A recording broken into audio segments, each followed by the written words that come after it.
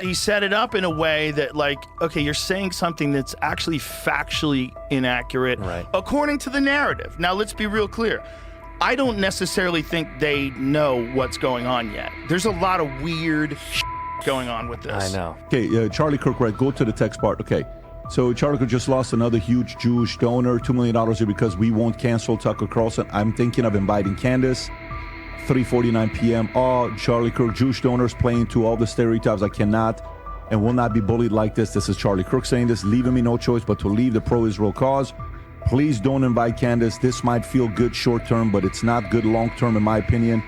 Like all groups, you're going to get a wide variety of opinions. That nasty free will thing that God bestowed on us make life frustrating at times. Can you go a little bit right to see what the next exchange is? Yeah, okay, so there were text messages going back where Charlie may have been disillusioned. That doesn't make the case for Israel assassinating Charlie. Activist and conservative media personality Charlie Kirk killed speaking at an event in Utah Valley University this afternoon. The shooter fired from a building more than 500 feet away. Now, this event was being hosted at Utah Valley University. That's about 40 miles south of Salt Lake City. I want to take the start of this show to address some of the things that have been going around on public, namely about a group text chain that has been made known and released by Candace Owens. And I just want to address it head on because, that was a text grab, a screen grab that I had shared with people. So it is authentic.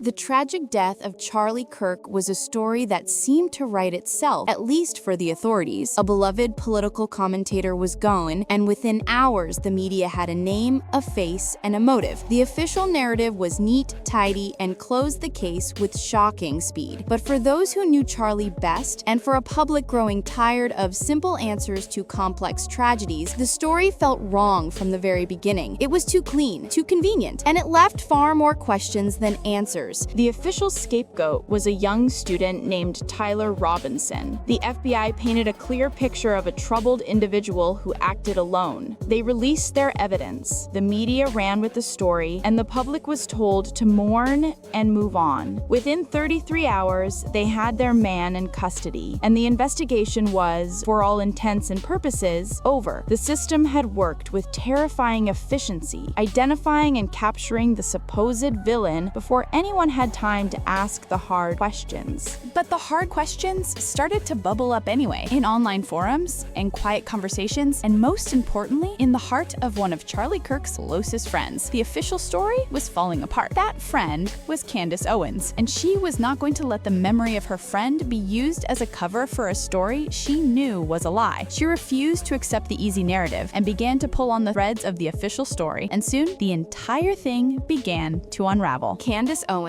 transformed from a political commentator into a relentless investigator. She made it her personal mission to find the truth, not just for her friend, but for a public she felt was being deliberately misled. She wasn't just sharing opinions, she was digging for facts, talking to sources, and analyzing the evidence that the authorities had presented. And the more she dug, the more convinced she became that this was not a simple tragedy, but a sophisticated and dark cover-up. The centerpiece of the FBI's case was a grainy video clip. It showed a man running across a rooftop shortly after the incident.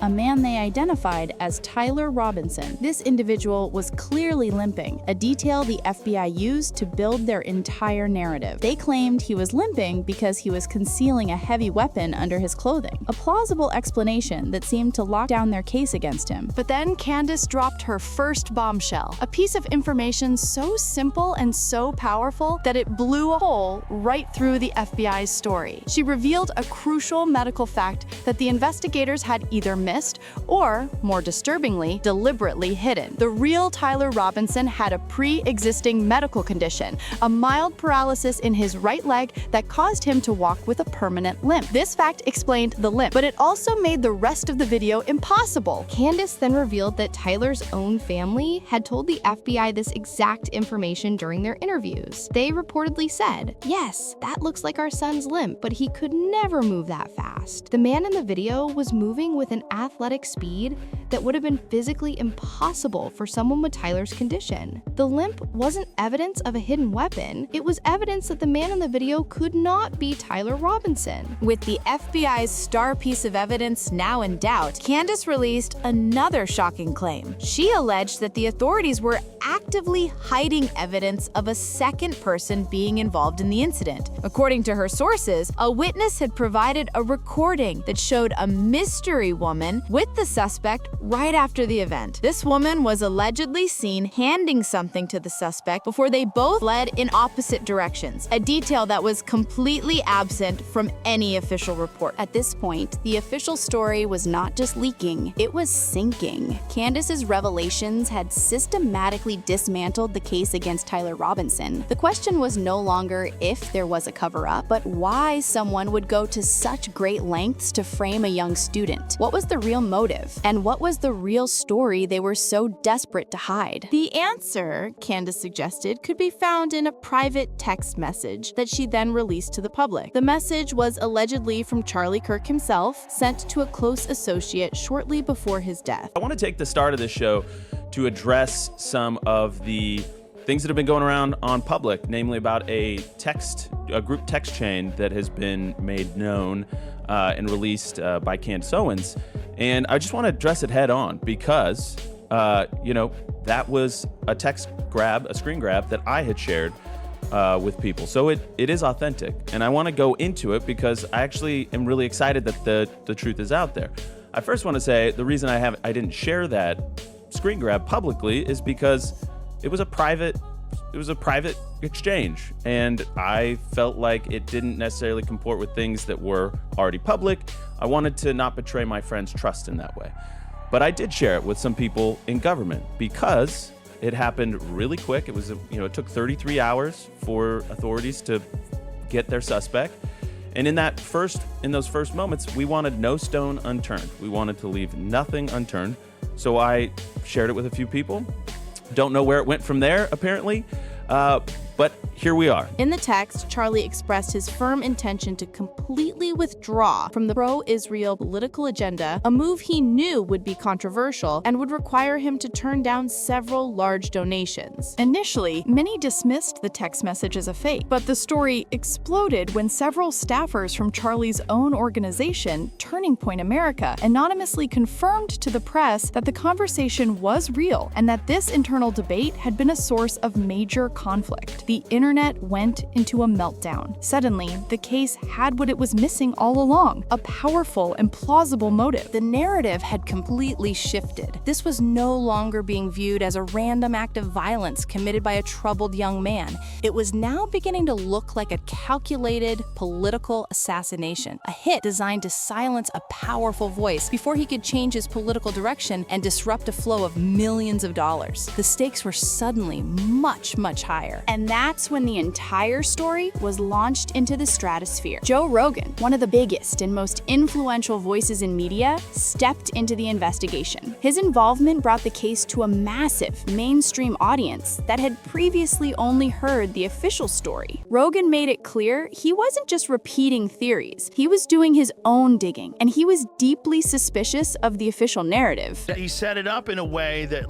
okay, you're saying something that's actually factually inaccurate, right, according to the narrative. Now, let's be real clear. I don't necessarily think they know what's going on yet. There's a lot of weird shit going on with this. I know. First of all, there was that one guy who was the decoy. All right, so you got this guy who's an older guy who starts yelling out. Didn't he take his pants down? He took his pants down. This guy was at 9/11. He was at the Boston bombings. All the hits. He called in a fake bomb at another place. And then he did this at this thing. Right after, so somehow or another, this guy has the state of mind that the moment someone gets shot, he yells out and says, I did it, and takes his pants down or something like that. I don't know exactly what he did. Do you know how much time it would take to do that if you were highly skilled? To disassemble a gun. To disassemble a rifle so that you can get it in a backpack. And by the way, not gonna fit. Not gonna fit. In the backpack. And then somehow or another reconnects it once he gets off the roof? What?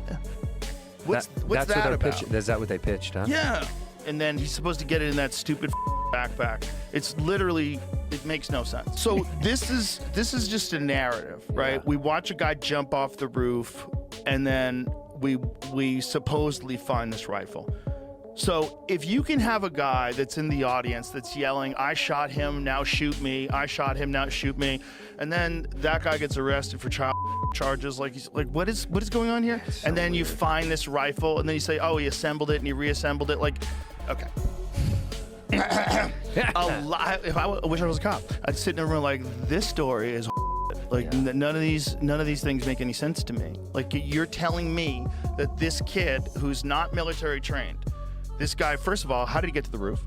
How come nobody was looking? How come nobody was like, there's a direct line of sight between where he's sitting and those roofs? You guys didn't check? You don't have a drone? Like, that's insane. So he's on the roof, he shoots, he jumps from the roof. He jumps down 14 feet. Yeah, we saw didn't they have video of him jump? Somebody had a cell phone video of him jumping. There's down, a video of him jumping. So this guy, whoever it is, jumps off of the roof and lands, whether or not he's even the guy who shot him. If you want people to lose all faith that anyone is gonna solve anything, if you're gonna kill a guy, you had a bunch of other wacky doesn't make any sense, and you spam it out there at the same time. You leave a gun that didn't do it out in the woods. You do a bunch of shit like that. Rogan stated on his podcast that he believed the entire event was premeditated and showed clear signs of an organized plot. He dismissed the lone wolf theory as illogical and pointed to the many inconsistencies that Candace Owens had already exposed. He was convinced that Tyler Robinson was, at best, a pawn in a much larger and more sinister game. But then Rogan dropped the name that no one saw coming, the bombshell that took the conspiracy from the world of politics and brought it directly inside Charlie Kirk's own home. Citing his own inside sources, Rogan began to theorize that the key to the entire mystery and the source of the internal conflict that may have led to Charlie's death was his own wife, Erica Kirk. According to Rogan's sources, the final months of Charlie's life were marked by an intense internal power struggle within his organization. He claimed that Erica Kirk was pushing for more control,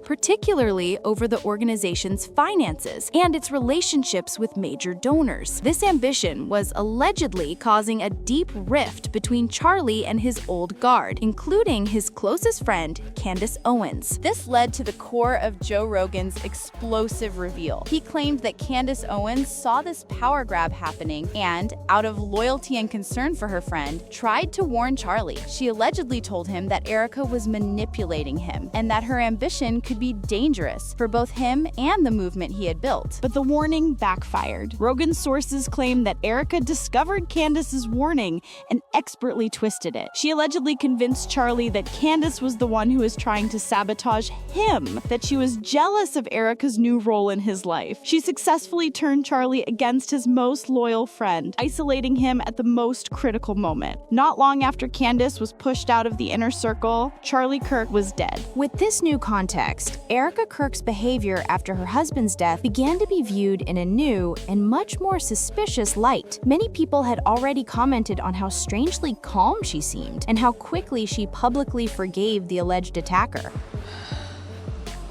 That young man.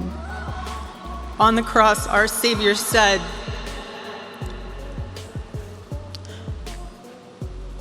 Father, forgive them, for they not know what they do. That man, that young man, I forgive him. Her apparent lack of interest in a deeper investigation stood in stark contrast to Candace Owens' relentless and passionate fight for justice. But the most suspicious part of the entire aftermath was Erica's rapid rise to power. Almost immediately after her husband's passing, in a move that shocked many insiders, Erica Kirk was named the new CEO of Turning Point USA. She seamlessly took control of the billion-dollar organization that her husband had built. This is where all the pieces of the puzzle seemed to click into place. Erica, now in complete control, was in the perfect position to ensure that the organization continued to follow the very same pro-Israel agenda that her husband had allegedly been planning to abandon. The motive that was revealed in Charlie's text message was now directly connected to the person who benefited most from his death. We are now left with a dark and disturbing picture. We have an official scapegoat who couldn't have committed the crime as described. We have evidence of a hidden accomplice who has been scrubbed from the record. We have a powerful political and financial motive. And at the center of it all, we have a potential betrayal from within, exposed by the biggest podcaster in the world. The official story of the Charlie Kirk case is a lie. The truth is still being fought for, primarily by his brave and loyal friend, Candace Owens. This story has become a test of truth versus power, of loyalty versus ambition. Was Tyler Robinson just a pawn? Who was the mystery woman on the roof? And did a tragic power struggle within his own home lead to the silencing of one of America's most powerful voices? The investigation is far from over.